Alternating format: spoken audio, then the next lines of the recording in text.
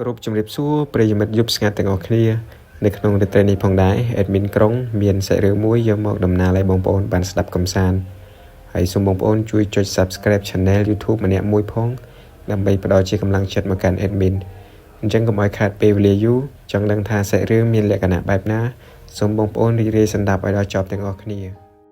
ដែលសាច់រឿងនេះផងដែរខ្ញុំទទួលបានពីបងសៅម៉ាគាត់បានរៀបរាប់មកកាន់ខ្ញុំទាំងឈឺចាប់ទាំងទឹកភ្នែកដោយសារតាវាជារឿងមួយដែលគាត់សឹងតែទទួលយកមិនបាននៅក្នុងជីវិតរបស់គាត់ផ្ទាល់តែម្ដងសាច់រឿងរបស់គាត់នឹងចាប់ផ្ដើមដំបូងពីបងសៅម៉ានឹងគាត់បានរស់នៅតែពីអ្នកម្ដាយរបស់គាត់ទេឈ្មោះមីណារីបន្ទាប់ពីរៀបការជាមួយនឹងពូបាឡាត់មកគាត់បានបង្កើតបានកូនមួយគឺបងសៅម៉ាតែបន្ទាប់ពីបានបង្កើតបងសៅម៉ារួចលោកពូបាឡាត់គាត់បានចេញទៅធ្វើការនៅស្រុកឆ្ងាយសឹងតែមិនត្រឡប់មកវិញរហូតទាល់តែអ្នកមីណារីនឹងចិញ្ចឹមបងសៅម៉ាបានធំពេញវ័យក្រមុំទើបពូបាឡាត់នឹងគាត់បានវិលមកផ្ទះវិញអញ្ចឹងណាតែវិលមកផ្ទះហ្នឹងគឺវិលមកមួយថ្ងៃពីរថ្ងៃអញ្ចឹងទៅគាត់ទៅធ្វើការនៅស្រុកឆ្ងាយវិញបាត់អញ្ចឹងទៅនិយាយចំទៅអ្នកមីណារីគាត់មានប្តីដូចអត់ប្តីអញ្ចឹងណាគឺលក្ខណៈថាគាត់រៀបការជាមួយនឹងពូបាឡាត់ហ្នឹងគាត់រៀបការមែនបង្កើតតែកូនបងសៅម៉ានឹងហើយពូបាឡាត់បានទៅធ្វើការនៅស្រុកគេទៅក៏លែងវិលត្រឡប់មកផ្ទះវិញធ្វើឲ្យអ្នកមីណារីហ្នឹងគាត់ចិញ្ចឹមបីបាច់បងសៅម៉ាហ្នឹងតែម្នាក់ឯងរហូតទាល់តែបងសៅម៉ាហ្នឹងពេញរូបពេញរាងពេញវ័យក្រមុំអញ្ចឹងទៅគាត់បានរកការងារធ្វើគាត់ជាគ្រូបរិញ្ញាបត្រនៅសាលាបឋមសិក្សាមួយហើយរហូតប្រហែលឆ្នាំក្រោយមកទៀតបានលោកពូបាឡាត់ហ្នឹងគាត់បានវិលមកផ្ទះវិញតែគាត់នៅតែមិននៅជាប់លាប់ទេគឺគាត់តែងតែទៅធ្វើការនៅស្រុកឆ្ងាយនឹងបាត់ទៀតអញ្ចឹងទៅទុកឲ្យអ្នកមីងណារីហើយនឹងបងសៅម៉ានឹងនៅតែពីរអ្នកម្ដាយកូនអញ្ចឹងហើយថ្ងៃមួយហ្នឹងគឺបងសៅម៉ាបានជួបនឹងរីឆាតហើយរីឆាតហ្នឹងគឺថាជាកំពូលមនុស្សដែរគាត់ជាមនុស្សប្រុសដែលមានសង្សារច្រើនមានប្រវត្តិញ៉ៃញងមនុស្សស្រីច្រើនរាប់មិនអស់ទេកាលពីមុនដែលជួបនឹងបងសៅម៉ាហ្នឹង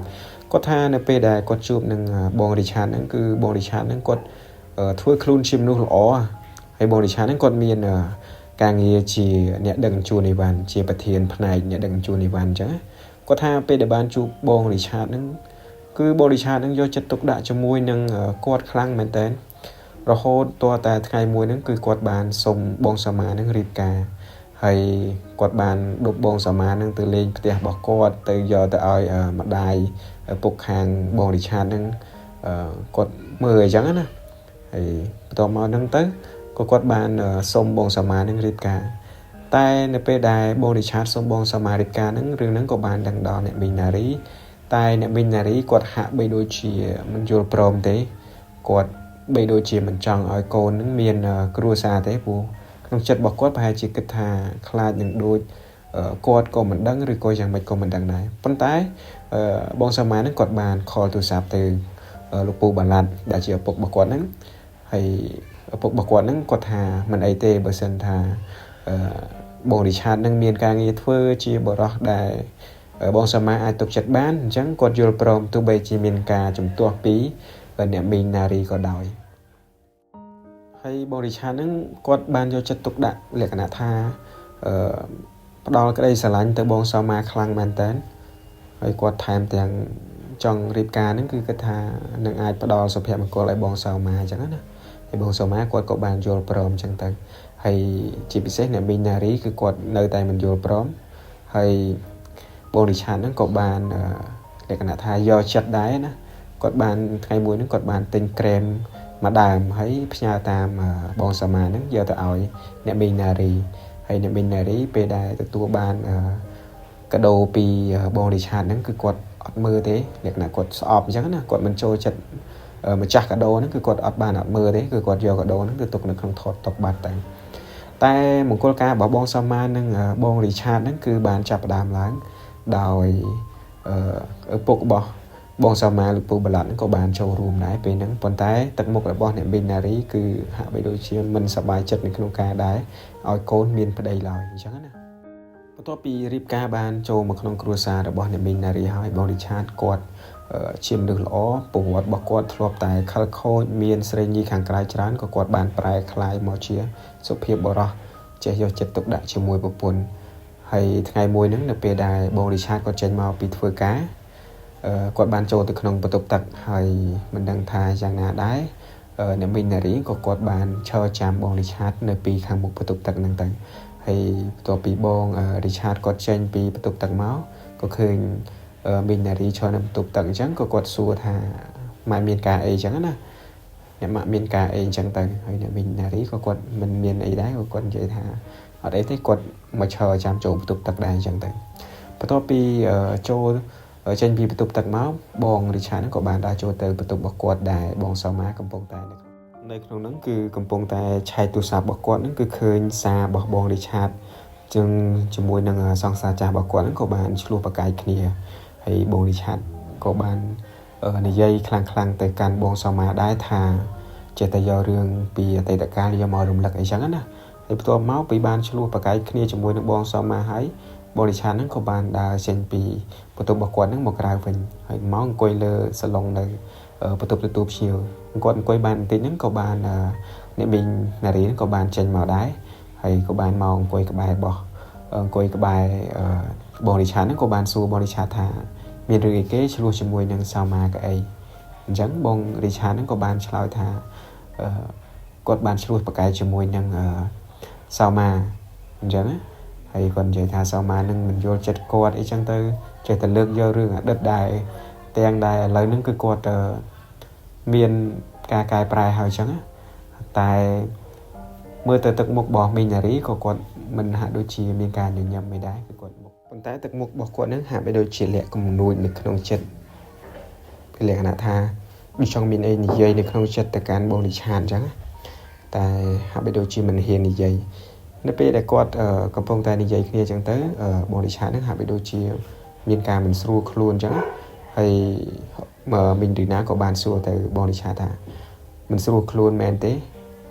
បើមិនស្រួលខ្លួនទេឆាប់ដោះអាវទៅចាំគាត់នឹងយកប្រេងកាឡាយកមករឺតខ្នងឲ្យចឹងហើយបងរីឆាតក៏បាននិយាយថាមិនអីទេដោយសារតែគាត់នឹងជិះម៉ូតូមកពីធ្វើការនឹងកាត់ភ្លៀងចឹងបានធ្វើឲ្យគាត់នឹងមានលក្ខណៈថាព្រឺល្ងាចឹងហើយមកមីងរីណាហ្នឹងក៏បានដើរទៅយកប្រេងកាឡាហើយយកមកអង្គុយក្បែរបងរីឆាតហ្នឹងក៏បងរីឆាតហ្នឹងក៏បានដោះអាវឲ្យមីងរីណាហ្នឹងលាបប្រេងកាឡាពីខាងក្រោយខ្នងឲ្យគាត់អញ្ចឹងណាហើយនៅពេលដែលលាបហើយអញ្ចឹងគាត់បានមីងរីណាហ្នឹងយកដៃទៅជូតញើសបងរីឆាតហើយនៅពេលដែលតម្លាក់ដៃចូលមកវិញហ្នឹងក៏បានកាត់នឹងច្រមុះរបស់បងរីឆាតហ្នឹងបងរីឆាតក៏បានលួចថើបដៃរបស់អ្នកមីងរីណាហ្នឹងហើយហាក់បីដូចជាមានអ្វីចង់និយាយក្នុងចិត្តដែរតែមិនហ៊ាននិយាយទេពេលហ្នឹងហើយក៏បានធ្វើការសុំទោសទៅកាន់មីងរីណានៅទង្វើរបស់គាត់ដែលបានលួចថើបដៃរបស់គាត់អញ្ចឹងទៅបន្ទាប់ពីនឹងមកក៏បាននៅថ្ងៃបន្ទាប់ហ្នឹងនៅពេលដែលអ្នកមីងរីណាគាត់បានទៅលក់មីឆាដោយសារតែអ្នកមីងរីណាគាត់មានមុខរបរជាអ្នកលក់មីឆាអញ្ចឹងទៅបងរីឆាតហ្នឹងក៏បាននាំអ្នកដែលធ្វើការជាមួយគាត់នៅក្រុមហ៊ុនដឹកជញ្ជូនហ្នឹងទៅហូបមីនៅកន្លែងដែលមីងរីណាគាត់លក់ហ្នឹងណាហើយនៅពេលដែលគាត់ទៅដល់ហ្នឹងគឺបានជួយលើកមីគុយទាវនឹងឲ្យអ្នកធ្វើការជាមួយគាត់ហ្នឹងហើយក៏បានឃើញអ្នកមីងរីណាហ្នឹងលាបក្រែមដែលគាត់បានជូនជាកាដូនៅពេលដែលគាត់សុំសៅម៉ារៀបការហើយអ្នកមីងរីណាគាត់មិនព្រមហ្នឹងហើយក៏បាននិយាយទៅកាន់អ្នកមីងរីណាថាអ្នកម៉ាក់លាបក្រែមរបស់ខ្ញុំឲ្យហ្នឹងស្រស់ស្អាតខ្លាំងមែនតើអ្នកម៉ាក់ស្អាតបែបហ្នឹងមិនសមណាលោកប៉ាទៅធ្វើការចោលអ្នកម៉ាក់យូរបែបហ្នឹងសោះបងរីឆាតក៏បាននិយាយទៅកាន់អ្នកមីងរីណាបែបហ្នឹងហើយអ្នកមីងរីណាឃើញកូនភាសាលក្ខណៈថាសរសើរបែបហ្នឹងក៏ញញឹមញញែមលក្ខណៈថាដូចពេញចិត្តពេញថ្លើមអញ្ចឹងណាដូចជាមានអីមិនតើក្នុងចិត្តហើយដល់ពេលឮតែសម្ដែងបែបហ្នឹងក៏មានការញញឹមញញែមលក្ខណៈដូចជាការពេញចិត្តនៅពីសម្ដែងរបស់បងរីឆាតអញ្ចឹងទៅហើយល្ងាចឡើងបន្ទាប់ពីនៅជួយលក់ដូរមីងរីណាទៅល្ងាចឡើងក៏គាត់បានដុបមីងរីណានឹងមកផ្ទះវិញហើយបន្ទាប់ពីថ្ងៃហ្នឹងមកនៅថ្ងៃស្អែកនៅពេលដែលបងរីឆាតគាត់ចេញពីធ្វើការមកគឺគាត់ចូលនៅក្នុងកន្លែងដែលមីងរីណាគាត់លក់មីនឹងទៀតតែពេលហ្នឹងគឺមេឃភ្លៀងហើយនៅក្នុងកន្លែងលក់មីឆាហ្នឹងគឺមានបុគ្គលិកម្នាក់ទៀតដែលមានវ័យរាងចំណាស់សកលនឹងអ្នកមីងរីណាដែរដែលជា អ្នកមើលការខុសត្រូវនៅក្នុងហាងជាមួយនឹងមីងរីណាដែរហើយគាត់មានរៀងថនអញ្ចឹងខ្ញុំសូមហៅគាត់ថាមីងម៉ាប់ចុះអញ្ចឹងថ្ងៃដែលបងរីឆាតគាត់បានចូលទៅក្នុងហាងរបស់លក់អ្នកមីងរីណាគាត់ដែរគាត់លក់មីឆាហ្នឹងគឺអ្នកមីងម៉ាប់គាត់អត់នៅទេដោយសារតែពេលហ្នឹងគឺមេឃភ្លៀងខ្លាំងមែនតើហើយអ្នកមីងម៉ាប់គាត់បានសុំអ្នកមីងរីណាចេញទៅផ្ទះមុនអញ្ចឹងណាហើយបន្ទាប់ពីនឹងមកគឺថាអ្នកមីងរីណានៅតែពីអ្នកបងរីឆាតដែលជាប្តីរបស់បងសាម៉ាហ្នឹង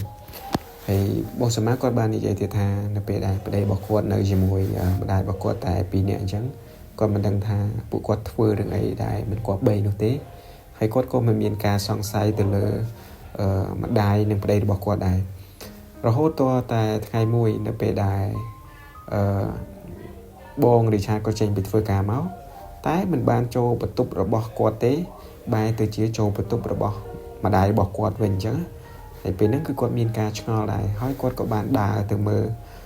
ដើរចូលទៅបន្ទប់របស់ម្ដាយគាត់ប៉ុន្តែនៅពេលហ្នឹងផងដែរបងរីឆាតគឺកំពុងតែធ្វើអីមិនគប្បីជាមួយនឹងម្ដាយរបស់បងសាម៉ាហើយតែនៅពេលដែលឮសំឡេងគោះទ្វាររបស់បងសាម៉ាទៅធ្វើឲ្យប្តីរបស់គាត់ហ្នឹងបានរត់ចេញទៅតាមអួចចុះទៅខាងក្រៅផ្ទះវិញហើយគាត់ពេលគាត់ចូលទៅហ្នឹងឃើញតែម្ដាយរបស់គាត់នៅលើគ្រែតែម្នាក់ឯងទេហើយគាត់ក៏មិនមានការសង្ស័យទៀតដែរហើយអ្វីដែលបងសាម៉ាគាត់ថាគាត់សង្ស័យហ្នឹងគឺសង្ស័យតែរឿងប្តីគាត់ហ្នឹងមានតំណែងជាមួយសង្សារចាស់ឬក៏ជាមួយនឹងអ្នកថ្មីណាផ្សេងទៀតដែលគាត់មិនបានគិតថាជាម្ដាយរបស់គាត់អញ្ចឹងប៉ុន្តែអ្នកដែលសង្ស័យនោះគឺអ្នកមីងម៉ាប់ដែលជាអ្នកធ្វើការនៅក្នុងហាងលក់មីឆារបស់អ្នកមីងរីណាទៅវិញអញ្ចឹងណានៅថ្ងៃមួយហ្នឹងគាត់អ្នកមីងម៉ាប់ក៏បានជិះម៉ូតូមកផ្ទះរបស់បងសាម៉ាហើយនៅពេលហ្នឹងផងដែរគឺគាត់បានឆ្ងល់យ៉ាងខ្លាំងថាហេតុអីបានជារីឆាតឲ្យទៅចេញពីធ្វើការសម្រាប់ពេលថ្ងៃហ្នឹងតែងតែមកផ្ទះហើយអ្នកមីងរីណាហ្នឹងគឺគាត់ឲ្យតែបិទតូបពេលថ្ងៃឡើងគឺគាត់តែងតែមកផ្ទះដែរអញ្ចឹងគាត់មានការសង្ស័យថាមានតំណែងអីចឹងតែពេលដែលគាត់បានមកអញ្ចឹងគឺគាត់បានមិនជឿទេក៏បាននាំពូម្នាក់ដែលគាត់រស់នៅក្បែរខាងដែលមកជួយជាសាក្សីជួយអីដឹងឮទាំងអស់គ្នាអញ្ចឹងណាតែពេលមកដល់អញ្ចឹងទៅបងរីឆាតហើយនឹងអ្នកមីងនារីគឺថាកំពុងតែធ្វើអីនៅក្នុងបន្ទប់អញ្ចឹងទៅហើយពេលដែលធ្វើបែបហ្នឹងអ្នកមីងម៉ាប់ហ្នឹងក៏គាត់បានស្ដាប់ឮពីខាងក្រៅដែរតែគាត់មិនច្បាស់ទេក៏បានឲ្យពូហ្នឹងយកលក្ខណៈថាចណ្ដើឡើងទៅមើលពីខាងលើមកមើលពីប្រឡោះប្រអួចហើយពូហ្នឹងគឺបានឃើញមែនទស្សនវិជ្ជាគឺឃើញមីងរីណាហើយនឹងបងរីឆាតហ្នឹងកំពុងតែធ្វើអ្វីដែលមិនគប្បីលក្ខណៈថាកំពុងតែធ្វើអីលក្ខណៈជាប្តីប្រពន្ធអញ្ចឹងណានៅលើក្រែតែ2នាក់អញ្ចឹងទៅដែលអត់មានសម្លៀកបំពាក់ទេនៅពេលឃើញបែបហ្នឹងផងដែរអ្នកមីងម៉ាប់ហ្នឹងគាត់អន្តះសារថាគាត់ចង់ឃើញដែរអញ្ចឹងណាឲ្យពូហ្នឹងយកទូរស័ព្ទមកថតហើយពូហ្នឹងយកទូរស័ព្ទមកថតក៏បានមកស្បក់អញ្ចឹងទៅបន្ទាប់តែពីអ្នកមីងរីណាហើយនឹងបងរីឆាតគាត់វាយឡើងហើយគាត់អាចចេញមកក្រៅក៏ឃើញអ្នកមីងម៉ាប់នៅខាងក្រៅអញ្ចឹងគាត់អ្នកមីងម៉ាប់ហើយនឹងពូហ្នឹងក៏មកវាយដានជាលក្ខណៈថាអីមួយអញ្ចឹងណាហើយគាត់ហ្នឹងក៏បានចូលទៅក្នុងផ្ទះហ្នឹងដែររកមើលថាមាននរណាគេនៅក្នុងបន្ទប់របស់បងរីឆាតហើយមីងម៉ាប់ហ្នឹងក៏គាត់មិនបានសង្ស័យថាជាអ្នកមីងរីណាដែរដែលនៅលើក្រែតែ2នាក់ជាមួយនឹងបងរីឆាតអញ្ចឹងគាត់អត់មានការសង្ស័យទេរហូតតតែហើយសម្រាប់អីចឹងហើយគាត់បានចូលទៅមើលគឺវាហើយអញ្ចឹងគាត់អត់បានអីចាប់បានថា2នាក់ហ្នឹងទេហើយណាមួយអ្នកមីងម៉ាប់ក៏គាត់មិនបានដាក់ការសង្ស័យទៅលើអ្នកមីងនារីហ្នឹងដែរហើយបងរីឆាតហើយនឹងអ្នកមីងនារីហ្នឹងដែលជាម្ដាយក្មេករបស់គាត់ហ្នឹងគឺគាត់តែងតែលួចលាក់តាក់ទងគ្នាបែបហ្នឹងទាំងនៅក្នុងកន្លែងដែរហាងគាត់លក់មីនិងក្នុងបន្ទប់របស់គាត់ហ្នឹងគឺតែងតែធ្វើរឿងបែបហ្នឹងហើយបងសាម៉ាគាត់ផ្ទាល់ហ្នឹងគឺគាត់អត់បានដឹងអីផ្ទាល់តែសោះហើយគាត់ខំតែសង្ស័យទៅលើអ្នកផ្សេងរហូតដល់ថ្ងៃមួយហ្នឹងអ្នកដែលមិនអស់ចិត្តខ្លាំងជាងគេគឺអ្នកមីងម៉ាប់ហើយមីងម៉ាប់គាត់មិនអស់ចិត្តតតែសោះថ្ងៃមួយហ្នឹងគឺគាត់បានលបមកមើលដល់ខ្លួនឯងគឺពេលហ្នឹង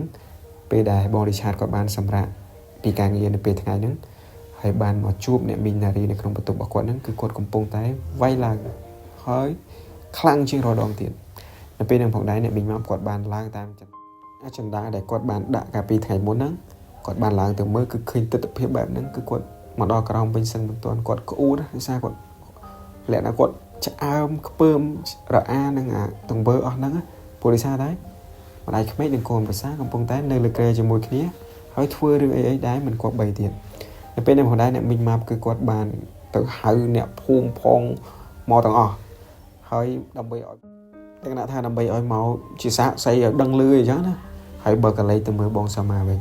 ថ្ងៃហ្នឹងផងដែរគឺជាថ្ងៃខូបអាពាហ៍ពិពាហ៍របស់គាត់បានរយៈពេល1ឆ្នាំគាត់បានទិញនំខេកមកគិតថាសប្រៃប្តីរបស់គាត់ណាតែមកដល់ផ្ទះគឺគាត់ឃើញទស្សនវិជ្ជាបែបហ្នឹងវាគាត់ឈឺចាប់ខ្លាំងមែនតើណាហើយមិនសមណាមិនគួរណាអ្នកដែលគាត់មិនដែលមានការសង្ស័យបែរជាមកប្រព្រឹត្តរឿងដែលស្មោកគ្រោកបែបហ្នឹងហើយអ្នកដែលគាត់ស្រឡាញ់ខ្លាំងបំផុតគឺប្តីរបស់គាត់ហ្នឹងបែរទៅជាធ្វើរឿងមិនល្អបែបហ្នឹងហើយមិននៅឯណាឆ្ងាយគឺត្រូវជាម្ដាយរបស់គាត់ទៀតអញ្ចឹងគាត់ឈឺចាប់ខ្លាំងមែនតើហើយគាត់បានដើរទៅបន្ទប់គឺឃើញមែនតើគឺឃើញប្តីរបស់គាត់ហ្នឹងកំពុងតែនៅជាមួយនឹងម្ដាយរបស់គាត់ហើយពេលហ្នឹងផងដែរម្ដាយរបស់គាត់ហ្នឹងមិនទាន់នឹងរកខោអាវស្លៀកទាន់ផងស្មាតទៅគឺកំពុងតែនៅណោគុកគឺអត់មានខោអាវទាំងប្តីគាត់និងម្ដាយរបស់គាត់គឺគាត់បានទួញសោកយំសោកខ្លាំងមែនតើ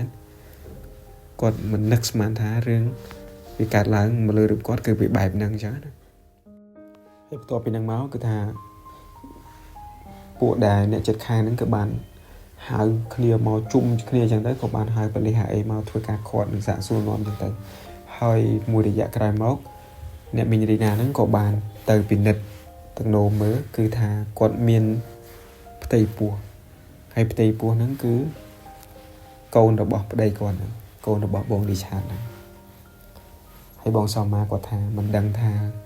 ប្តីរបស់គាត់ហើយនិងម្ដាយរបស់គាត់ហ្នឹងធ្វើរឿងបែបហ្នឹងតាំងពីពេលណាគឺគាត់អត់បានដឹងទាល់តែសោះនេះបើគុំតែអ្នកមីងម៉ាប់ដែរគាត់មានការសង្ស័យខ្លាំងហើយតាមដានហ្នឹងក៏មិនគឺគាត់អត់ដឹងទេអញ្ចឹងហើយជាចុងក្រោយដោយទ្រាំនឹងការឈឺចាប់បែបហ្នឹងអត់បានទេបងសមាគាត់បានដាក់ពាក្យប្តឹងហើយក៏បានឲ្យតុលាការហ្នឹង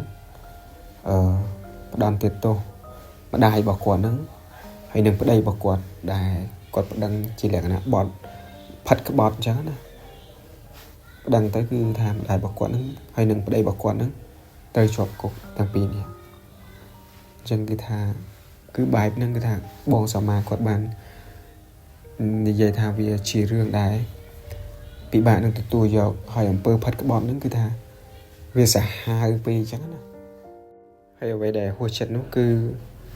រឿងទាំងអស់ហ្នឹងកើតឡើងដោយសារតែអ្នកមីងរីណាហ្នឹងគាត់ខឹងចិត្តតូចចិត្តនឹងប្តីរបស់គាត់លោកពូបាឡាត់ហ្នឹងដែលពីដំបូងឡើយនៅពេលដែលគាត់ទើបតែមានវ័យ17ឆ្នាំហ្នឹងគឺត្រូវគ្រួសាររបស់លោកពូបាឡាត់ហ្នឹងចាប់បង្ខំឲ្យគាត់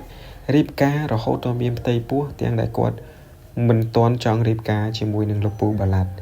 អញ្ចឹងគាត់មានការខឹងគុំគូនលោកពូបាឡាត់នឹងខ្លាំងមែនតើហើយគាត់មិនដែលចាត់ទុកបងសមាជាកូនស្រីរបស់គាត់ទេអញ្ចឹងបានធ្វើឲ្យរឿងហ្នឹងវាកើតឡើងទៅជារឿងមួយដែរមិនគួរឲ្យកើតឡើងហើយមិននឹកស្មានដល់បែបហ្នឹងបងប្អូនអញ្ចឹងខ្សែរឿងរបស់ admin គឺមានតែប៉ុណ្្នឹងទេអរគុណបងប្អូនទាំងអស់គ្នាដែលបានស្ដាប់មកដល់ទីបញ្ចប់ហើយកុំភ្លេចបងប្អូនជួយ Subscribe Channel YouTube ខ្ញុំម្នាក់មួយផងហើយជួបគ្នានៅក្នុងខ្សែរឿងក្រោយៗទៀតសូមអរគុណសូមជម្រាបលា